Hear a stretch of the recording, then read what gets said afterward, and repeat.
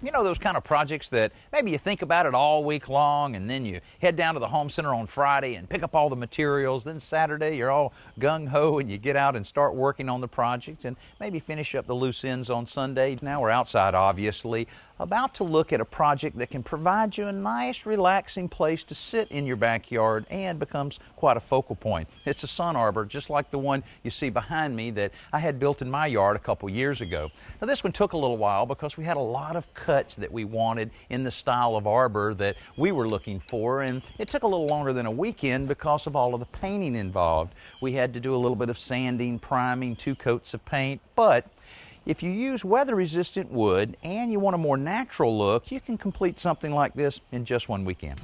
I built one of these on a much smaller scale for a friend of mine. It was primarily designed to support a garden swing, so it really didn't have to be that large, but it did need to be sturdy. So we built each side with 4x4s and 2x6s before we stood them up in the holes where they would rest.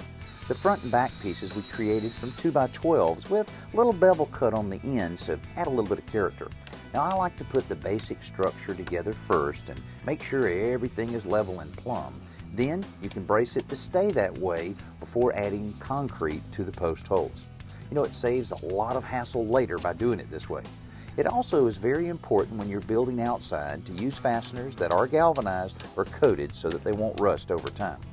On top, we used 2x6s with a similar upswept cut, but truthfully, we didn't plan too well because toenailing them in this tight space was a pain. We might have done better to buy some long screws. We also cut down some 1x material to create a ladder trellis on either side of the arbor. Finally, we added the swing, then we planted a few vines to climb up the trellis on each side. Again, a nice piece of work for a weekend project.